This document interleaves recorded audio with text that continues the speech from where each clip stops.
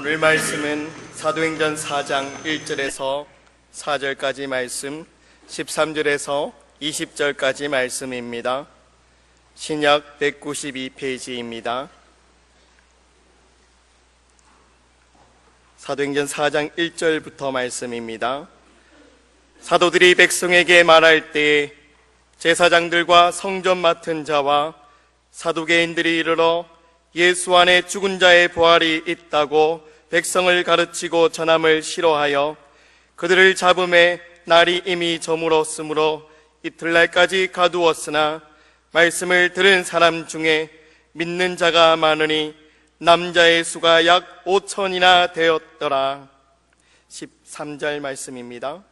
그들이 베드로와 요한이 담대하게 말함을 보고 그들을 본래 학문 없는 범인으로 알았다가 이상히 여기며 또 전에 예수와 함께 있던 줄도 알고 또 병 나은 사람이 그들과 함께 서 있는 것을 보고 비난할 말이 없는지라 명하여 공에서 나가라 하고 서로 의논하여 이르되 이 사람들을 어떻게 할까? 그들로 말미암아 유명한 표적 나타난 것이 예루살렘에 사는 모든 사람에게 알려졌으니 우리도 부인할 수 없는지라.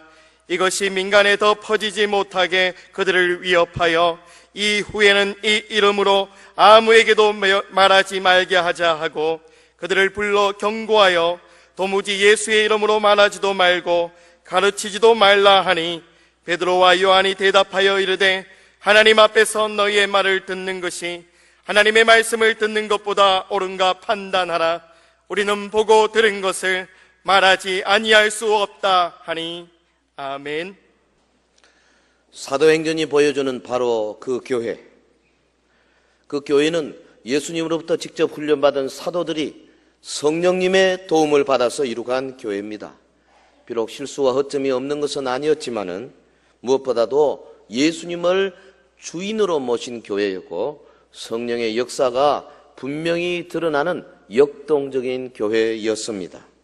우리가 지난 3번에 걸쳐서 살펴본 바와 같이 사도행전 초반 처음 3장까지에서 보여준 교회의 특징은 첫째로 성령 충만한 공동체, 두 번째 예수님의 삶을 사는 전인적인 소그룹 공동체, 세 번째는 표적과 기사가 상식이 될 만큼 계속적으로 일어나는 공동체, 이렇게 생각을 했습니다. 예수님이 세우고자 하시는 참 교회는 그러니까 구성원 모두가 하나님의 영으로 충만하여 성령님이 이끄시는 대로 서로 사랑하고 발시키고 격려하는 소그룹 공동체를 잘 이루어서 예배와 전도와 봉사와 양육과 친교의 여러 영역에서 역동적으로 사역하는 교회.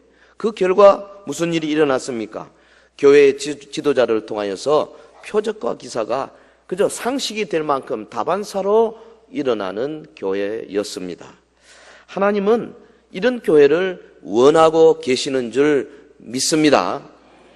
이 시간에는 사도행전 4장 이후를 계속 읽어내려가면서 위협과 고난 속에서도 복음을 전하는 초대교회의 모습을 우리가 생각해 보겠습니다. 먼저 초대교회가 무서운 핍박 속에서도 복음 전파를 쉬지 않고 계속했다. 그리고 이것이 신구약 성경의 전체에 나타나는 하나님의 뜻이다. 그리고 나아가서 그러면 우리 교회는 어떻게 하면은 이런 교회가 될 수 있을까? 함께 고민하는 시간이 되면 좋겠습니다. 첫째로 초대교회의 고난 속 전도의 모습. 네 번째 사도행전적 교회의 특징이 바로 이것입니다. 고난 속에서도 복음을 전하는 공동체. 당시 당국자들은 사도들이 저 나사렛 출신 예수라고 하는 선지자, 그가 자기들이 십자가에 못 박아 죽였는데 그가 땅에 묻혔다가 사흘 만에 다시 부활했다. 이 이야기를 전하는 것을 매우 거북해 하고 싫어했습니다. 오늘 본문 1절에서 4절까지 보면 사도들이 백성에게 말할 때에 제사장들과 성전 맡은 자와 사두개인들이 이르러 예수 안에 죽은 자의 부활이 있다고 백성을 가르치고 전함을 싫어하여 그들을 잡음에 날이 이미 저물었으므로 이튿날까지 가두었으나 말씀을 들은 사람 중에 믿는 자가 많으니 남자의 수가 약 5천이나 되었더라. 여러분, 이 4장 본문에 앞서서 3장에 뭐가 나옵니까? 선천성 지체 장애인을 일으킨 기적의 이야기, 그 이적의 모습을 보고 막 몰려온 사람들에게 하나님의 말씀, 십자가의 복음을 전하는 베드로의 설교, 그걸 다루고 있지 않습니까? 그 설교의 현장 하에서 이 4장은 사도들의 왕성한 활동에 제동을 거는 당시 유대 종교 지도자들의 그 핍박을 소개함으로 시작하고 있습니다. 4장 전반부에가 뭐가 있습니까? 급속한 복음의 확산, 이에 당황한 사탄과 사탄의 그 하수인이었던 종교 지도자들의 엄청난 반발이 기록되어 있죠. 그리고 후반부에 가면은 말씀이 더욱 급속하게 전파되어서 정말 초대교회 성도들이 아름다운 신앙생활을 하고 있는 모습을 그리고 있습니다. 이 4장에는 우리가 정말 닮아가고 있는 교회의 모습이죠. 예. 사내들인 공회의 위협적인 신문 앞에서 조금도 위축되지 아니하던 그 당시 이 사도들의 모습, 그 베드로의 지혜롭고 담대한 모습, 거기에다 더욱 뜨거워진 성도들의 기도의 열기, 그리고 성도들의 성령 충만, 유무상통, 이런 모습들, 사탄의 세력의 방해에도 불구하고 성령님의 역사 속에서 더욱 굳건히 성장해가는 초대교회 역동적인 모습이 잘 그려지고 있습니다. 본문에 보면 백성을 가르치고 전함을 싫어하여 그랬어요. 싫어하여, 디아포메노이. 요게 문장 맨 앞에 나와 있어요. 이 단어가 아주 강조하고 있습니다. 싫어했다. 심히 화가 나서 어찌할 줄을 몰라서 당황하는 모습입니다. 여러분, 당시 이 종교 지도자들은 사도들이 막 하나님 말씀을 전하지, 지체 장애인이 일어나지, 백성들이 막 호응을 하지, 아주 뭐 어쩔 줄을 몰랐어요. 그래서 자기들이 가지고 있는 세력을 동원해서 사도들을 붙잡았습니다. 감옥 속에 넣었습니다.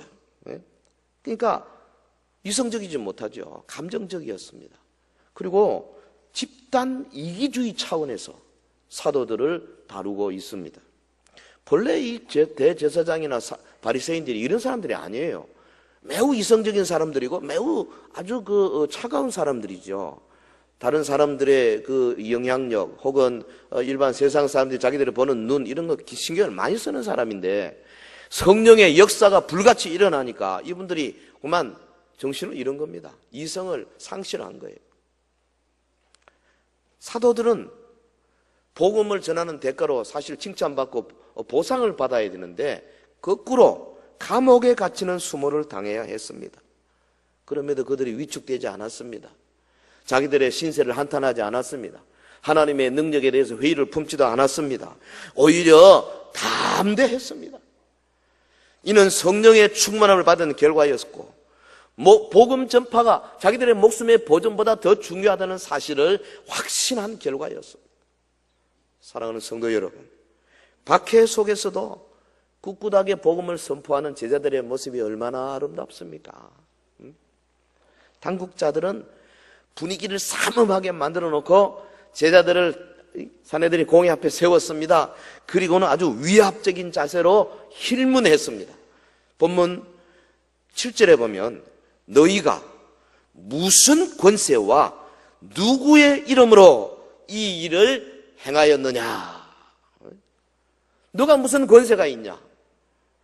너가 믿는 의지하는 이름이 어디 있느냐? 모든 권세와 모든 이름은 우리에게 있는데 너희 같은 것들이 저 갈릴리의 어부 나부랭이가 왜 이런 일을 하느냐? 이 지금 3권을 가지고 있는 사내들인 공이죠. 죽이고 살릴 수 있는 권세가 있었지 않습니까? 그런데 성령 충만한 사도들이 그들 앞에서 담대하게 외칩니다. 보면 10절에 너희가 십자가에 못 박고 하나님이 죽은 자 가운데서 살리신 나사렛 예수 그리스도의 이름으로 이 사람이 건강하게 되어 너희 앞에 섰느니라. 할렐루야.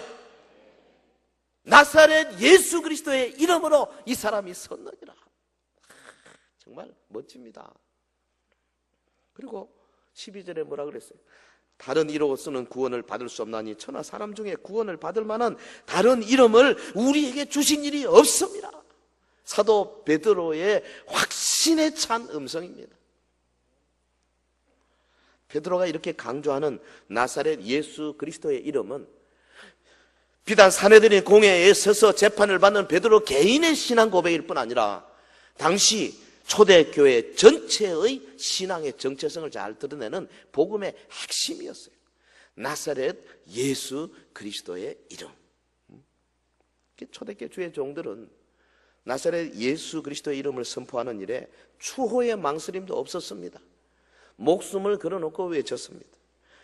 우리는 위협에도 불구하고 위축되지 않는 사도들의 모습을 통해서 초대교회가 얼마나 역동적이었는가를 알 수가 있어요. 사도들만 그랬습니까?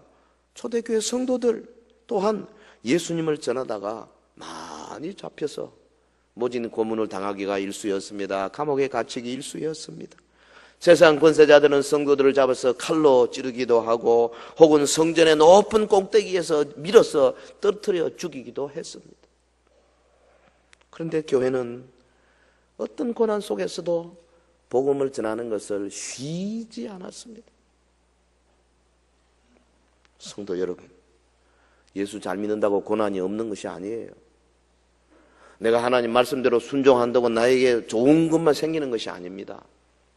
사도행전 교회의 성도들은 복음을 전한 대가로 칭찬과 명예와 보상을 받기는커녕 오히려 감옥에 갇히며 매맞으며 목숨을 내놓는 수모를 당해야 했습니다. 그럼에도 그들은 조금도 위축되지 않았습니다. 오히려 담대했습니다. 이것이 성령이 충만한 결과였기 때문에 그렇지요. 복음 전파가 목숨의 보존보다 더 중요하다는 확신이 있었기 때문에 가능한 일이었습니다. 여러분, 중국의 그 전재기 목사님, 부산 하나로 교회에서 파송한 선교사 아닙니까? 조선족들을 평소에 돌보다가 일단의 무리들이 찾아왔습니다. 조선족인 줄 알고 받았습니다. 영접해서. 나중에 알고 보니 탈북자예요. 지금 중국은 탈북자들은 난민으로 인정하지 아니하고 자기 나라에 불법으로 들어온 자들, 그래서 죄인으로 봅니다. 그 죄인을 숨겨주면 그 벌이 있는 거죠. 그래서 공안 당국의 전재기 목사님 잡혔습니다. 70일 전에. 지금 갇혀 있습니다. 들리는 바에 의하면 적어도 7년 내지 8년 감옥 형을 받아야 한다고 듣습니다. 그래서 부산 시민들이 들고 일어나고 또 우리 탈북 난민 북한 구원 교회 연합이 들고 일어나고 전재기 목사 석방하라 여기저기서 지금 서명 운동하고 있습니다. 왜냐하면 거기 지금 중국에 수천 명의 우리 한국 선교사들이 있지 않습니까? 그분들이 다 마찬가지로 동일한 위험에 처해 있습니다. 탈북자들이 와가지고 날 좀 숨겨주십시오, 나 좀 살려주십시오 하면은 주의 종이 그걸 보고 모른 척하고 외면하고 레위인과 제사장처럼 그냥 지나가겠습니까? 사마리아인처럼 자기 나귀에 싣고 여관에서 싸매주고 기름 발라주고 그리고 이제 끝까지 보호해야 되는 거 아니겠어요? 그러면 중국 당국에 있어 죄인이 되는 거예요. 여러분, 한 영혼을 건지는 것이 얼마나 어려운 일인지 알 수가 없습니다. 오늘 우리는 전도한다고 뭐 별로 어려움이 없는 것 같아도요, 바로 2011년, 12년 9월 16일 오늘 현재 지금 중국에는 그런 일이 벌어지고 있다 이거 말이에요. 우리 서안에 있는 우리 선교사님도 똑같은 위험에 처해 있습니다. 언제 어떻게 될지 알 수 없어요. 초대교회 성도들처럼 정말 우리도 지금 가슴을 단단히 굳게 쥐고 어떤 고난이 와도 내가 복음을 전하고 죽어가는 영혼을 살리는 일에 절대로 물러설 수 없다. 담대한 확신이 필요한 시대가 오늘 이 시대라고 믿습니다. 믿습니다. 자, 두 번째, 신구약 성경 전체에 있는 하나님의 뜻을 한번 보겠습니다. 인류 구원을 위한 하나님의 뜻은 너무 명확하죠. 요한복음 3장 16절, 하나님이 세상을 이처럼 사랑하사 독생자를 주셨다. 그래서 믿으면 누구든지 구원받는다. 하나님의 뜻은 명확합니다. 하나님은 죄인들을 구원해내기 위해서 예수 그리스도를 육신을 입혀 이 땅에 보내셨습니다. 누가복음 15장에서 예수님은 죄인이 구원받을 때에 하늘의 큰 기쁨이 된다 그랬어요. 죄인 한 사람이 회개하면 하나님의 사자들 앞에 기쁨이 되느니라. 할렐루야. 여러분, 하나님께서 기뻐하시고 천군 천사들이 기뻐한다 그 말이죠. 이게 하나님의 뜻입니다. 15장에서 예수님이 말씀하신 세 가지 비유 있지 않습니까? 이런 양의 비유, 이런 드라크마의 비유, 이런 아들의 비유. 이게 다 뭡니까? 한 주제입니다. 무엇인가를 잃었다가 다시 찾았을 때의 기쁨, 이 주제지요. 여러분, 죄인 한 사람이 회개하는 것이 왜 이렇게 큰 기쁨이 되는가? 그것은 하나님께서 영혼을 사랑하시기 때문에 그렇죠. 영혼을 귀하게 여기시기 때문에 그렇습니다. 마가복음 8장 36절에 사람이 만일 온 천하를 얻고도 자기 목숨을 잃으면 무엇이 유익하리요? 사람이 무엇을 주고 자기 목숨을 바꾸겠느냐? 목숨이 중요합니다. 에스겔 18장 23절 주 여호와의 말씀이니라 내가 어찌 악인이 죽는 것을 조금인들 기뻐하랴 그가 돌이켜 그 길에서 떠나 사는 것을 어찌 기뻐하지 아니하겠느냐. 여러분, 하나님은 우리 영혼을 지극히 사랑하십니다. 근데 우리 세상 풍조는 다르지 않습니까? 이 세상 영혼의 가치를 잘 알지 못합니다. 물질이나 명예를 잡으려고 광분하고 있습니다. 하지만 온 세상을 다 가진다 해도 영혼의 상실을 보상할 길은 없는 거예요. 오늘 우리가 정말 이 썩어질 육체를 위해서 투자하는 것을 한번 생각해 보십시오. 이 육체 가꾸기 얼마나 노력을 많이 하는지 모르겠어요. 뭐 옷을 입히기, 영양식으로 먹이기, 심지어 얼굴 뜯어 고치기, 우리나라만큼 이 외모에 신경을 많이 쓰는 나라도 없다 그러잖아요. 그러면서도 영혼을 위한 관심은 얼마나 됩니까? 우리 모두 영혼의 중요성에 눈을 떠야 할 줄로 믿습니다. 한 영혼을 건지면 하늘 식구가 한 명 더 늘어나죠. 그래서 하늘의 기쁨이 배가 되는 겁니다. 바카스라고 하는 바카스 박사라는 분이 병원에서 진단을 받았습니다. 의사가 침통하게 말합니다. 박사님, 당신의 생명은 아마 이제 30분 정도밖에 남지 않은 것 같습니다. 그랬더니요, 이분이 불편한 몸을 의자에서 일으키더니 무릎을 꿇고 앉아서 이렇게 기도했다고 합니다. 주님, 이 남은 30분을 아직도 구원받지 못한 사람들을 위해 기도하는데 바치겠습니다. 우리는 그를 칭찬하기 전에 먼저 그가 받은 은혜를 주목할 수 있어야 합니다. 얼마나 은혜를 많이 받았으면 이 정도 될까? 우리가 받은 은혜 물론 많습니다. 그런데 그거 가지고 안 된단 말이죠. 그냥 예수님께서 24시간 내내 아버지 하나님과 대화하시고 다니시고 모든 일에 언제나 주님의 뜻을 이루려고 하시던 것처럼 오늘 우리도 하나님의 영으로 더욱더 충만해서 어떻게 하든지 주님처럼 살고자 하고 하나님의 나라를 위해서 우리의 시간과 물질과 노력과 우리의 사회적인 영향력들을 총동원하는 그런 쪽으로 가야 되는 거거든요. 영혼 구원, 그리고 그 결과로 인하는 하나님 나라의 확장, 이것이 우리 예수님의 가장 큰 소원이고 주님이 이 땅에 오신 목적 아닙니까? 인자에 온 것은 잃어버린 자를 찾아 구원하려 함이니라. 예수님은 언제 어떤 상황에서도 영혼 구원에 최선을 다하십니다. 내가 하늘에서 내려온 것은 내 뜻을 행하려 함이 아니요 나를 보내신 이의 뜻을 행하려 함이니라. 성부 하나님께서 성자 예수님에게 가서 인류를 구하라. 네가 가서 죽어라. 십자가에서 피를 뿌려라.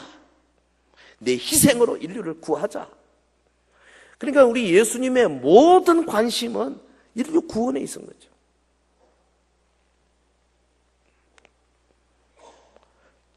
(3년) 반이나 따라다니는 제자들하고는 영 달랐습니다. 예수님은 영혼 구원을 위해서 수고하고 계시는데 제자들은 육신의 양식 외에는 알지 못했잖아요. 걸핏하면 누가 높으냐, 누가 권세를 많이 잡냐, 누가 더 예수님에게 잘 보이려냐? 그런데 그 제자들이 주님이 성천하시고 난 다음에 성령 받고 완전히 변화되어서 주님처럼 영혼 구원에 목숨을 건 사람들이 된 거, 이거 사도행전의 모습이에요. 제자들은 예수님 성천 후에 성령의 부으심을 경험한 했습니다. 그래서 열정적인 영혼의 추수꾼이 되었습니다. 그들은 흑암의 세력에 맞서서 싸우면서 전도하기로 쉬지 않았습니다. 사랑하는 성도 여러분, 모든 성도는 추수에 대하여 반드시 알아야 합니다.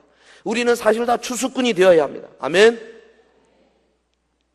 그 이단 신천지가 자꾸 추수꾼이라는 단어를 쓰니까 이 좋은 단어를 우리가 쓰기가 좀 마음에 그래요.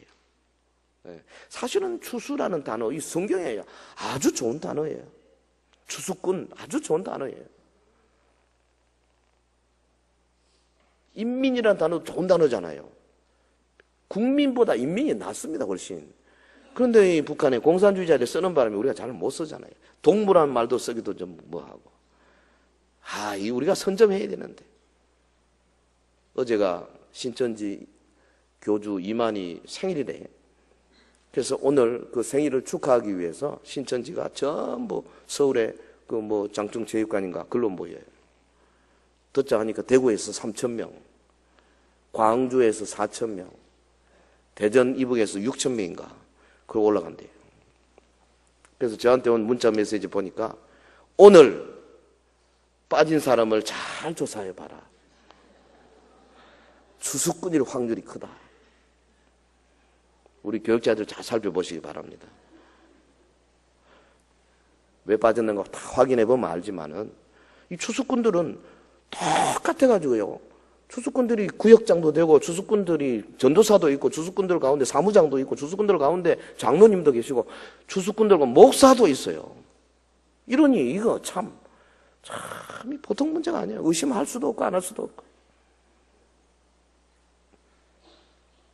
근데 이 좋은 단어예요. 우리가 추수꾼이 돼야 된다니까요. 할렐루야 찬양돼. 아멘. 여러분 추수꾼이 돼야지. 신천지 추수꾼 말고 하나님 나라의 추수꾼이 돼야 돼요. 여러분, 예수님은 십자가상에서 우리의 죄값을 모두 치루어 주심으로 추수를 위한 모든 일을 완성하셨습니다. 그래서 은혜로 인하여 믿음으로 말미암아 주어지는 이 구원은 모든 사람에게 차별 없이 계시되었습니다. 사도 바울 보십시오. 주님의 추수꾼으로서 사명을 훌륭하게 감당했지 않습니까? 그런데 그렇게 정말 하나님의 뜻대로 하는데도 얼마나 어려움이 많은지 몰라요. 고린도전서 4장 11절에 바로 이 시각까지 우리가 줄이고 목마르며 헐벗고 매맞으며 정처가 없고 또 수고하여 친히 손으로 일을 하며 모욕을 당한 적 축복하고 박해를 받은 적 참고 비방을 받은 적 권면하니 우리가 지금까지 세상에 더러운 것과 만물의 찌꺼기 같이 되었도다. 바울 사도는 복음 전파를 위해서 줄이고 목마르며 헐벗고 매맞으며 정처가 없었다 그랬어요. 그는 예수님을 위해서 세상의 더러운 것과 만물의 찌꺼기 같이 되었다 그랬습니다. 그거 보면 요즘 우리 목사님들 잘 사는 것 같아요. 줄이고 목마른 지가 언젠지 헐벗고 매맞은 지가 언젠지 모르겠어요. 교회 개척 처음 할 때는 줄이고 목마른 때도 있었지. 이게 지금 보통 문제 아니에요. 우리가 전반적으로 우리 모두가 다 지금 이 자본주의 사회에서 나도 모르게 우리의 의로운 심령을 해쳐가고 있는 사회에 살고 있습니다. 그래서 우리가 끊임없이 하나님의 말씀으로 돌아가야 합니다. 바울은 복음 전파를 위해서 그렇게 살았습니다. 복음을 전하면 고난이 오게 되어 있습니다. 왜냐하면 사탄은, 그리고 사탄의 세력은 하나님 나라 확장되는 것을 제일 싫어하기 때문에 그렇습니다. 누가 은혜 받고 누가 구원받고 누가 새로운 영적인 삶을 살고, 이게 제일 싫어하는 거예요. 사탄이 은혜 받는 걸 제일 싫어해요. 그래서 누가 정말로 은혜 받고 나면 그 주변에 막 귀신들이 달라붙어 가지고 어떻게 하든지 거꾸로 때리려고 몸부림치는 거죠. 가족을 통해서, 자녀를 통해서, 남편을, 아내를 통해서, 혹은 같은 구역 식구들을 통해서, 혹은 교회 식구들을 통해서까지라도 동원해가지고 무조건 거꾸로 틀으려고 그러는 거죠. 그래서 여러분, 반드시 어려움이 오게 돼 있어요. 만약에 어려움이 없다면은 사탄 근무 태만이야. 귀신들은 잠도 안 자요. 바캉스도 안 간다니까요.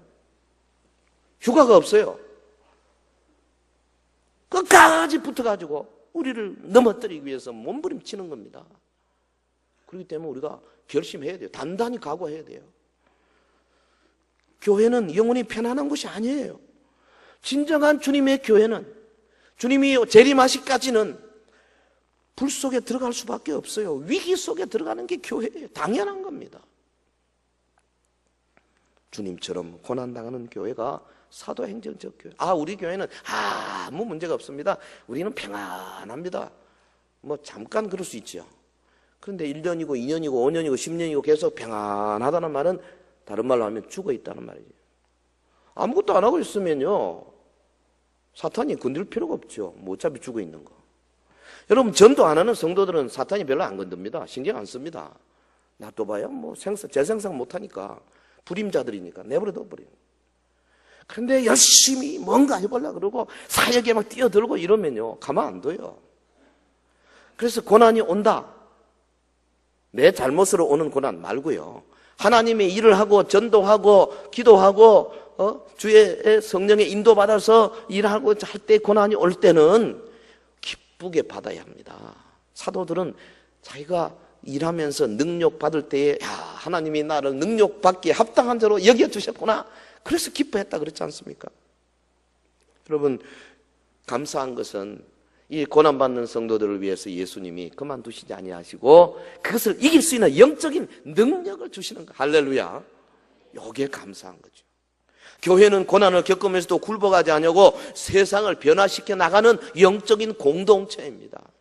여러분, 교회의 진정한 모습은 복음 전파 때문에 고난받지만은, 그러나 그 고난을 통해서 오히려 더 쑥쑥 자라 올라가고 더 많은 일을 하게 되는 것이 교회예요. 오늘도 주님은 천국 백성을 부르시는 일에 있어서 어떤 이적만으로 역사하지도 아니하시고 천사들을 통원해서 하지도 아니하시고 오히려 땅에 있는 교회의 일꾼들인 목사, 장로, 집사, 권사, 주일학교 교사, 이런 분들을 통해서 일하십니다. 이사야 52장 7절에 복된 좋은 소식을 가져오며 구원을 공포하며 시온을 향하여 이르기를 내 하나님이 통치하신다 하는 자의 산을 넘는 발이 어찌 그리 아름다운가. 하나님 보실 때요, 우리 아파트 전도 혹은 병원 전도, 우리 목요팀, 또 파라솔 전도팀들, 우리가 그 구역에서 오이코스들이 나가서 이제 각 구역으로 전도해 오는 그런 발걸음을 보시고 어찌 그리 아름다운가. 영어식으로 표현하면 How beautiful it is. 얼마나 아름다우냐, 그렇게 말씀하신다는 거예요. 각선미가 날씬하고 높은 힐을 신고 뭐 요즘 좋은 비싼 옷 입어야 아름다운 게 아니에요. 그 발이 무슨 목적으로 어디로 가고 있느냐에 따라서 아름다우냐 추하냐가 딱 결정되는 겁니다. 사랑하는 성도 여러분, 사도행전적 교회는 극심한 고난 속에서도 지치지 아니하고 복음을 전하는 공동체였습니다. 초대교회 성도들은 고난을 겪으면서도 그 자리와 타이틀에 연연하지 아니하고 계속 복음을 전했습니다. 우리 서연교회는 어떤 어려움 속에서도 복음을 전하지 않은 공동체가 되어야 할 줄로 믿습니다. 대구시의 여러 아파트 단지, 우리 주변에 둘러싼 주택 단지들, 수많은 학교들, 거리에 넘쳐나는 사람들, 주님을 모르는 그들이 우리가 붙들고 울어야 할 우리의 교구라는 사실을 놓쳐서는 안 될 것입니다. 자, 세 번째, 그러면 어떻게 하면 우리가 고난 속에서도 복음을 전하는 공동체가 될 수 있을까? 여러 가지 말을 할 수 있죠. 성경에 뭐 너무 많으니까. 그런데 저는 오늘 마가복음 2장에 예수님께서 네 사람이 침상에 메고 온 중풍병자, 그걸 고치는 그 이적의 장면을 통해서 한 세 가지만 뽑읍시다. 그들은 예수님 앞으로 병자를 데려오기 위해서 예수님이 있는 집에 왔더니 군중들이 너무 많아가지고 할 수 없이 2층으로 올라가서 그 옥상 지붕을 뚫고 병자를 달아내렸어요. 쉬운 일이 아니죠. 땀이 뻘뻘 났을 겁니다. 먼지가 부스거렸습니다. 줄을 달아내리는 때 조심조심 예수님이 이들의 믿음을 보시고 그 중풍병자를 바로 그 자리에서 고쳐주셨어요. 기적의 현장에 보이는 세 가지, 이 시대 우리 복음을 전하는 교회에 필요한 것이 뭔지를 볼 수가 있어요. 첫째 뭐냐 하면 침상을 맨 사람, 들것을 맨 네 사람입니다. 다른 말로 하면 병든 영혼을 지극히 사랑하는 헌신된 일꾼들이죠. 우리 교회가 정말 고난 속에서도 복음을 전하는 교회가 되려면 그 영혼을 사랑하는 헌신된 일꾼들이 절대 필요합니다. 할렐루야. 일꾼들이 필요해요. 우리 전도국에 있는 전도팀들이 첫 번째 일꾼이라고 생각해요. 그럼 난 전도팀 전도도 안 하고 그러는데 어떡하냐. 여러분 섬기는 구역에서 그 일꾼이 되십시오. 중풍병자를 침상에 메고 혼자서 힘드니까 네 사람이 네 기퉁이를 들고 자기들 자기 코나를 다 들고 벌써 그 집에서 메고 오는 것도 힘들어요. 그런데 예수님이 있는 자리에 군중들이 너무 많아가 들어갈 수가 없어.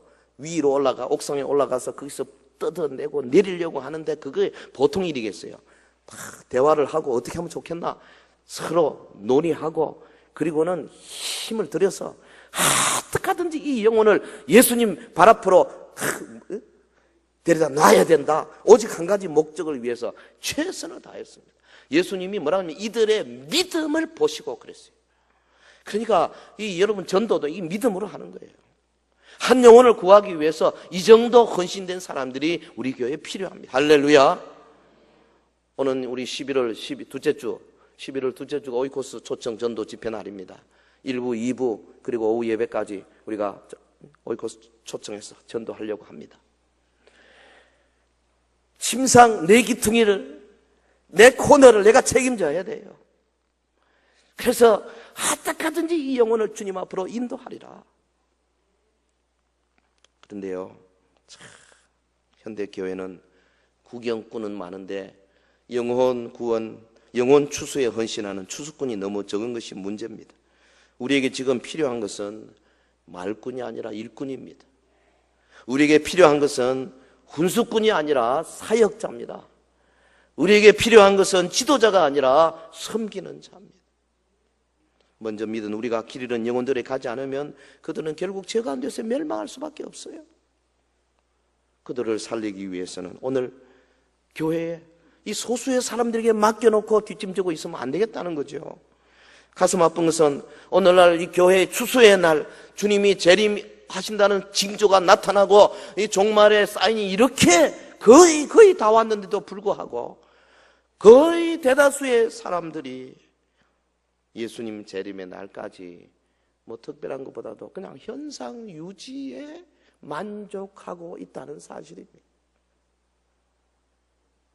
기회가 되고 부랴 아무리 외쳐도 그냥 자고 있는 거죠.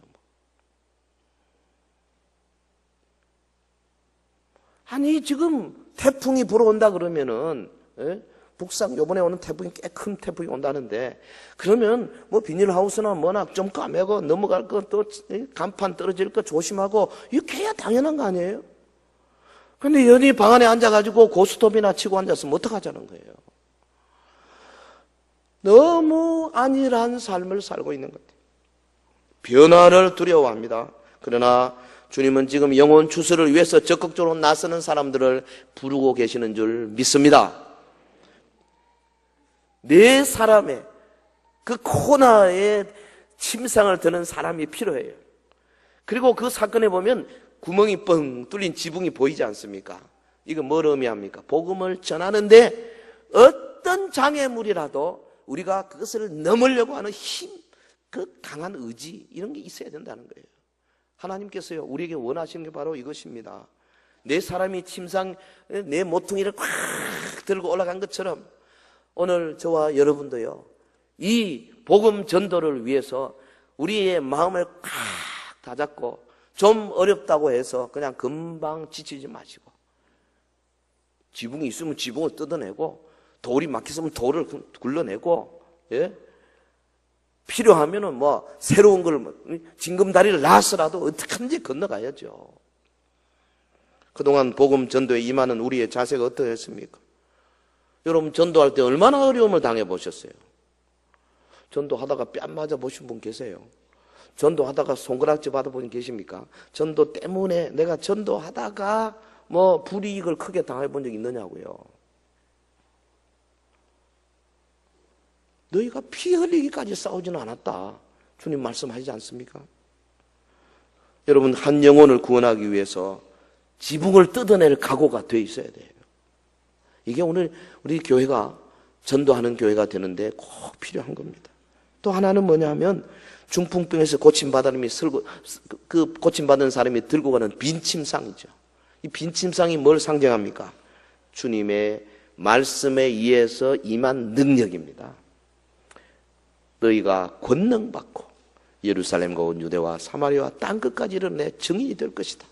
여러분 우리가 하나님의 말씀을 통하여서 예수 이름의 권세를 나타낼 수 있는 거죠. 믿는 자들이는 표적이 따르리니 너희가 내 이름을 귀신 쫓아내고 세방을 말하고 병든 자에게 손을 얹어 나으리라. 주의 약속의 말씀이 우리에게 이미 주어져 있습니다. 우리 교회가 이 능력을 회복하고 또 회복하고 또 회복해야 합니다.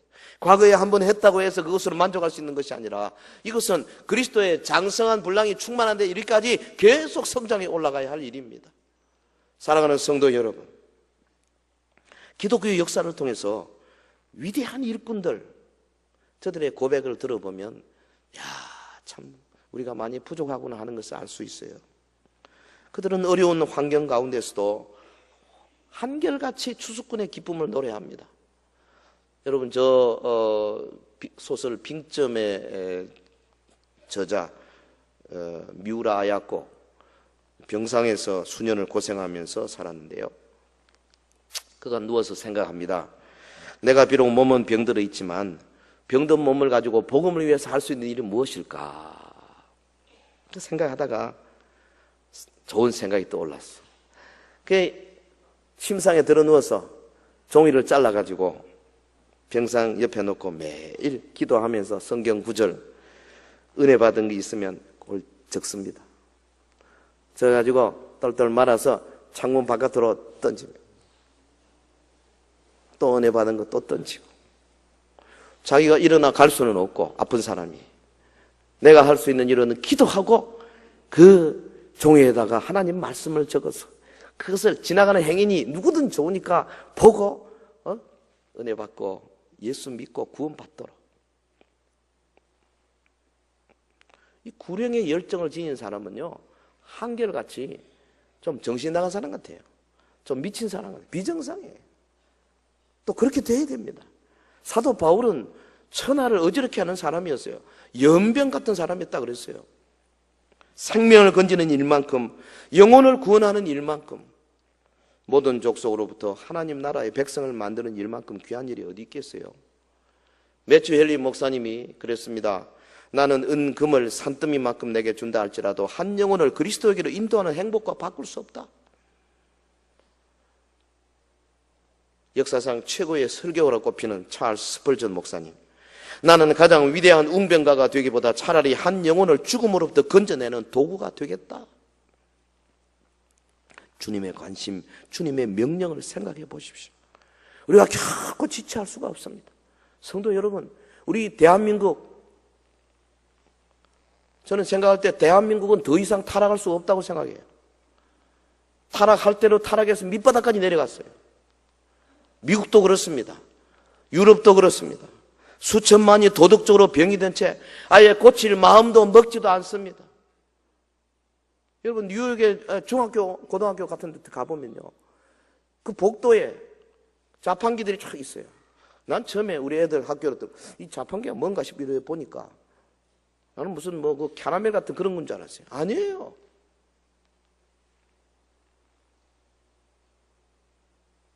콘돔이에요. 콘돔.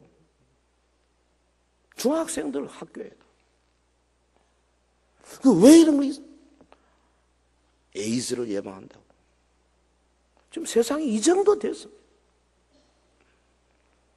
제 딸애가 다니던 그 콜롬비아 유니버시티 기숙사에 한번 가보니까 이 기숙사가요 남녀 혼숙이에요. 이건 뭐 화장실도 남녀 같이 쓰고요. 아니 샤워장이 남녀가 같이 쓰더라니까. 아 세상에. 그래서 우리 딸애 보고 물어봤어요. 야 이거 괜찮냐? 뭐 어때? 뭐 어떠냐 아빠? 그만큼 이 지금 성적으로 완전히 갈 때까지 갔어. 요즘 우리 사회에 뭐 성폭력이니 뭐 성추행이니 뭐 계속 나오지 않습니까? 그것은 사실 빙산의 일각이에요. 죄악의 물결이 전례 없는 파고로 넘실대고 있습니다. 하나님을 대적하고 교회를 조롱하고 영혼을 멸망시키고 인간사의 대를 휩쓸고 있습니다. 여러분 사람들이 오늘날처럼 마귀에게 자기의 영혼을 염가로 도매금으로 팔아먹는 적이 언제 있었습니까? 과연 우리 중에 오늘날의 엘리사는 없는지 모르겠어요. 김영성 사탄이 수십억의 영혼을 사슬로 결박해서 지옥으로 가는 마차에다 매달아 끌고 가고 있는데 오늘 교회는 별로 거기에 감동도 없어. 하나님의 교회를 향하여 온갖 조롱의 손짓을 하고 있는데 우리는 그냥 신통한 장면을 보듯이 구경만 하고 있을 작정입니까? 이웃의 강도 만난 자들이 어찌할 줄 모르고 생명을 구원하기 위해서 우리에게 손짓하고 있는데 우리가 무관심하겠습니까?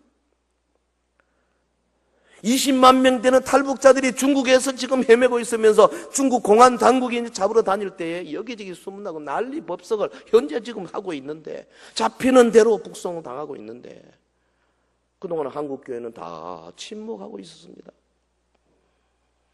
여러분 그래서 이게 한국에 다 정말 굽이 우여곡절 끝에 한국으로 들어와서 이 땅에 있는 탈북자들이 한결같이 욕하는 게 뭐냐면 한국교회 뭐하고 있냐는 거예요. 차라리 미국에 있는 혹은 외국에 있는 우리 한국 코리안 아메리칸들 한국교회들은 북한의 인권법 제정을 위해서 수년 전부터 미국의 의사당과 미국의 백악관에 로비하고 돈 많이 쓰고 그러고 있는데 휴전선 바로 밑에 있는 우리 한국교회는 그동안에 사실 잠잠한 것이 사실이거든요. 영혼을 사랑하고 어려운 이웃을 향하여서 분기탱천하는 도저히 더 참을 수 없다고 하는 그런 마음이 있어야 되거든요. 이 세상은 어떤 의미에서는 해골 골짜기와 같습니다. 에스겔 골짜기에 수많은 뼈들처럼 이 땅에는 생명 없는 시체들이 우글거리고 있습니다. 그들은 걸어다니고 말하는 뼈들이지만 사실은 영적으로 보면 죽은 뼈들이라 그랬어요. 에베소 2장 1절에. 이 뼈들은 알게 모르게 우리에게 생명을 달라고 호소합니다. 며칠 동안 물을 주지 않아서 화분에 그 화초가 시들어갈 때 우리 눈에 어떻게 들립니까? 물 하고 있잖아요. 그와 마찬가지로 이 죽어가는 영혼들이 우리에게 생기를 달라고 그렇게 읍소하고 있지 않습니까? 우리는 이 영혼의 호소를 들을 줄 알아야 합니다. 그들을 살리고 싶은 한 뜨거운 마음을 품어야 합니다.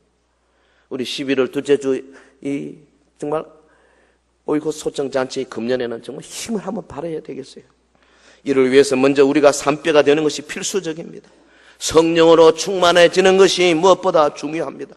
예수 그리스도의 희생의 피가 속죄의 피인 것을 내가 믿음으로 인정하고 내가 먼저 갈보리로 가야 한다 그 말이죠. 진실로 우리는 무릎으로 갈보리 언덕을 기어오르며 겸비한 마음으로 십자가의 깊은 의미를 탐색해 보아야 되겠습니다. 교회가 먼저 회개해야 합니다. 그러면 세상이 부서질 것입니다. 우리 교단도요, 내일부터 금요일까지 총회 하는데 솔직히 이번 총회 어렵습니다. 엄청 큰 사건들이 기다리고 있습니다. 그 사건들 다 조사해 보면 전부 세속적인 것들입니다. 다 세상 것들과 구별하지 못해서 일어나는 아주 지저분한 것들이다 그 말이죠. 우리 교단도 타락할 대로 타락했다고 나는 생각해요. 이대로는 살 수가 없다고 생각합니다. 여러분, 목사와 중직자들이 먼저 눈이 붓도록 울어야 합니다. 그러면 우리의 예배 자리에 눈물 흘리며 자복하는 통회자로 가득 차게 될 것입니다. 사실 금요 기도회는 우는 집회가 돼야 되는데, 다 자신의 죄를 통회하고 차복하는 집회가 돼야 되는데, 우리 교회 어른들 금요일 날 다 오십시오. 제발. 금요일 날 뭐 하십니까? 집에서. 얼마나 좋은지 몰라. 성령께서 오셔서 예수님의 피로 우리의 죄악을 맑게 씻기시며 우리의 양심을 깨끗하게 하여 주님을 섬길 수 있게 하실 때까지 우리가 십자가를 바라보아야 합니다. 어떤 분은 하루에 15번 회개한다 그러는데 한 번을 제대로 회개하지 못해가 되겠습니까? 그리고 귀한 생명력을 달라고 기도해야 됩니다. 엘리사처럼 살리는 뼈가 되도록 도르가를 죽으면서 일으킨 베드로가 되기를 기원해야 합니다. 유두호를 달리 살려낸 이 바울 같은 사람 오늘 우리에게 필요합니다. 사마리아 성의 빌립 집사처럼 그 온 성에 큰 기쁨을 안겨주는 사람이 되기를 간구해야 합니다. 19세기 퇴폐기에 미국의 혜성같이 나타나서 나라 전체의 영적인 기상도를 바꾸어버린 요나단 에드워드나 찰스 피니나 D.L. 무디 같은 사람이 오늘 우리 한국교회에 필요해요. 많은 부흥사들이 있고 많은 단체들이 있는데 가보면요, 이상하게도 그것이 어떤 정말 진실된 그런 부흥의 기운이 아니고 뭔가 정치적인 냄새들이 너무 풍기는 것이 지금 우리 작동의 현실 같아요. 소경이 소경을 인도할 수 없습니다. 죽은 뼈가 죽은 뼈를 살릴 수가 없는 겁니다. 우리 모두는 살리는 뼈, 생명 있는 뼈들이 되어야 할 줄로 믿습니다. 여러분의 구역이 죽은 자를 살리는 자리가 되기를 주의 이름으로 축원합니다. 여러분의 전도회가 이런 구역을 키워내는 전도가 되기를 주의 이름으로 축원합니다. 우리 교회가 대구 경북의 수많은 죽은 뼈들에게 생기를 불어넣는 교회가 되도록, 살리는 뼈가 되도록 우리 모두가 다 정말 십자가 앞에 나가서 진실로 겸손한 마음으로 우리 자신을 내려놓는 은혜가 있기를 주의 이름으로 축원합니다.